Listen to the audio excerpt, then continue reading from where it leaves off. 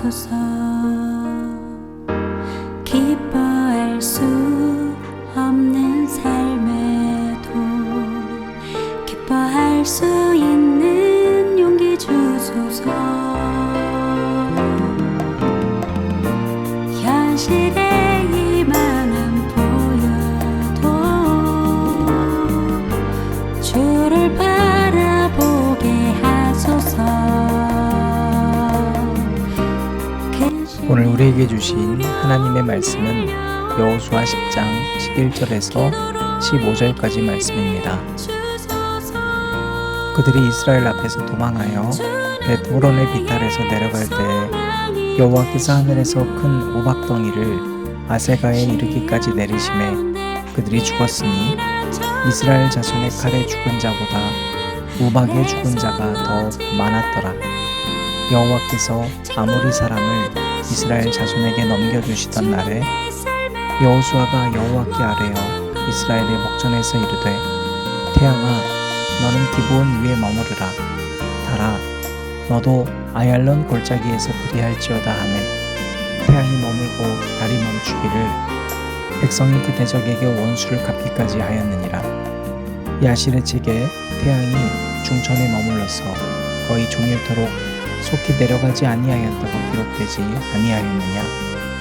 여호와께서 사람의 목소리를 들으신 이 같은 날은 전에도 없었고 후에도 없었나니 이는 여호와께서 이스라엘을 위하여 싸우셨음이니라. 여호수아가 온 이스라엘과 더불어 길갈 진영으로 돌아왔더라. 아멘. 세상에 낙심만 될 때도 주를 바라보게 하소서. 근심에 두려움 밀려올 때 기도로 이기림 주소서. 주는 나의 소망이 되시며 시험 가운데 피할 피난처가 되시는 내 손 놓지 않는 친구가 되신 주. 주는 내 삶의 모든 것. 주는 내 삶의 모든 것.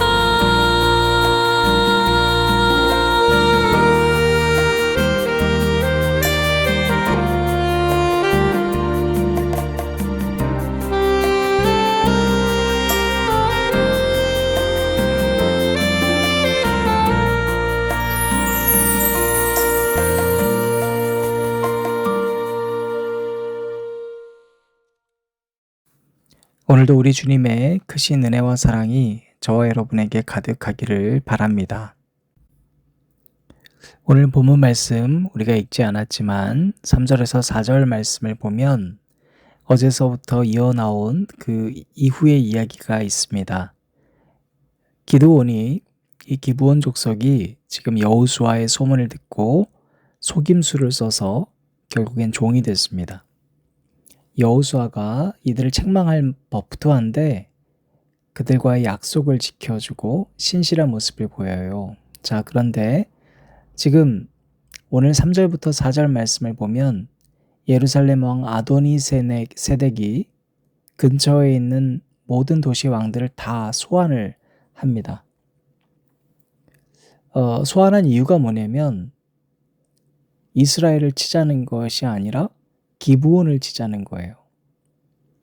지금 이스라엘 백성들이 하나하나씩 점령하고 있는 상황인데 상대편 입장이었던 이 아도니세덱은 이스라엘과 맞서는 게 당연하잖아요. 그런데 거기에 대항하는 게 아니라 지금 기브온을 치겠다는 겁니다. 한마디로 지금 아도니세덱은 복수심에 불타오르고 있습니다. 여러분, 우리가 세상을 살면서 명확히 바라봐야 할 대상을 바라보지 못하고 자꾸 엉뚱한 것에 눈이 갈 때가 있습니다. 그걸 우리가 두려워해야 되는 순간이 있는데요. 왜냐하면 복수심 때문에 우리의 판단력이 흐려질 때가 있습니다. 예루살렘 왕의 요청에 따라서 아모리 족속의 5왕이 모여 연합군을 이루게 됐어요. 아도니세덱은 지금 기브온과 싸우는 것이 정당하다고 이게 맞다고 생각할 겁니다. 그런데 지금 이들이 정말로 바라봐야 될 것은 같은 편이라고 여겼던 기브온이 왜 지금 이스라엘 편에 붙었는지, 그리고 그들은 실제로 여호수아와 이스라엘 백성들의 종이 된 이유에 대해서는 전혀 궁금하지가 않은 거예요. 그리고 그들을 이렇게까지 만든 하나님은 어떤 분이신지에 대해서도 관심이 없습니다. 지금 기브온 사람들이 이제 위기에 처했잖아요. 얼마 전까지만 해도 같은 편이라고 생각했던 그 족속들이 본인을 공격한다는 거예요. 이들이 여호수아에게 도움을 청해요. 여러분, 지금 사실 기브온은 속임수를 써서 이스라엘과 여호수아를 속여서 지금 관계 맺기 시작한 거거든요. 그러다 종이 됐어요. 명령할 처지가 아니에요. 자, 그리고 여호수아 입장에서는 기분이 나쁘잖아요. 속였다는 것 자체가. 그럼에도 불구하고 여호수아는 야, 기브온 너네가 알아서 해라고 하지 않았습니다. 그러니까 기브온의 두려움이 여호수아의 두려움이 되었어요. 그들의 아픔이 여호수아의 아픔처럼 되었다는 겁니다. 그래서 여러분, 하나님께서는 이들이 저지른 실수, 여호수아가 조금만 한 번만 더 물어봤으면 되는데 하나님께 물어보지도 않았고, 그런 어처구니 없는 모습까지도 하나님께서 책망하지 않으시고 함께 해주십니다. 여러분, 지금 여호수아 10장 8절 말씀을 보면 그때에 여호와께서 여호수아에게 이르시되 그들을 두려워하지 말라. 내가 그들을 내 손에 넘겨주었으니 그들 중에서 한 사람도 너를 당할 자 없으리라 하신지라. 여러분, 여호수아가 지금 이 연합군과 싸우려고 생각했다는 것 자체가 뭡니까? 기브온을 대신해서 싸워주겠다고 마음먹은 거예요. 그래서 두려운 거예요. 여러분, 우리는 때로는 다른 사람이 두려워하는 것을 대신 두려워해 줄 용기가 없지 않습니까? 자, 그러나 하나님께서 누군가를 대신해 싸우기로 마음먹은 여호수아의 그 기도를 이미 알고 계셨어요. 그래서 두려워하지 말라는 거예요. 자, 그리고 우리가 너무나도 잘 알고 있는 이 태양이 중천에 머물러서 종일토록 내려가지 않는 놀라운 사건이 벌어집니다. 그래서 14절 15절 보면 여호와께서 사람의 목소리를 들으신 이 같은 날은 전에도 없었고 후에도 없었다. 이는 여호와께서 이스라엘을 위하여 싸우셨음이니라. 아멘. 하나님께서 이 사람의 목소리를 들으셨다. 이퀄 하나님께서 이스라엘을 위하여 싸우셨다. 다시 말해서 이스라엘이 강력해서 이 아모리 5왕의 연합군과 싸울 수 있었던 게 아닙니다. 이들이 하나님께 구했고 무엇보다 여호수아가 간구했고 그 마음을 하나님께서 아셨습니다. 그래서 하나님이 이스라엘을 위하여 대신 싸우신 거예요. 그 출발점이 어디 있습니까? 바로 나에게 사기치고 나를 속여 넘긴 이 기브온 족속들이 공격당할 위기에 처한 현실을 알게 된 여호수아가 그들과 대신 싸워주기로 마음먹은 것을 하나님 알고 계셨습니다. 사랑하는 여러분, 하나님께서는 오늘도 우리의 시간과 공간을 다스리시는 분입니다. 그 하나님께서는 나만 잘 살면 되지 뭐라고 생각하는 우리들에게 오늘 이 말씀을 통해서 타인을 위하여 대신 싸워주는 사람이 될 것을 격려하고 계십니다.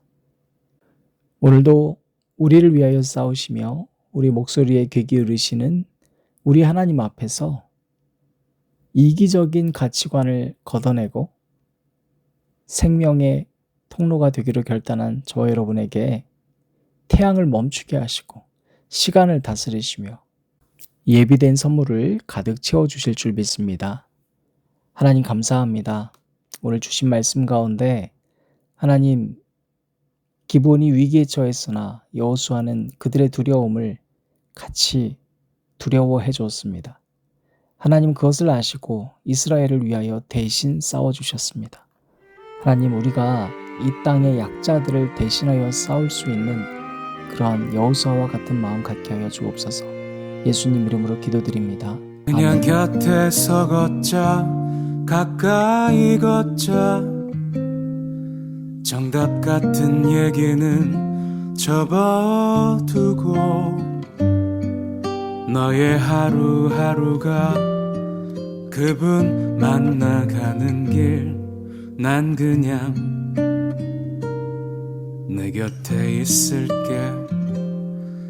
힘에 부치는 일을 만나게 되면 잠시 내 어깨에 기대도 돼. 너의 작은 일상이 그 뜻 알아가는 길 난 그냥 내 곁에.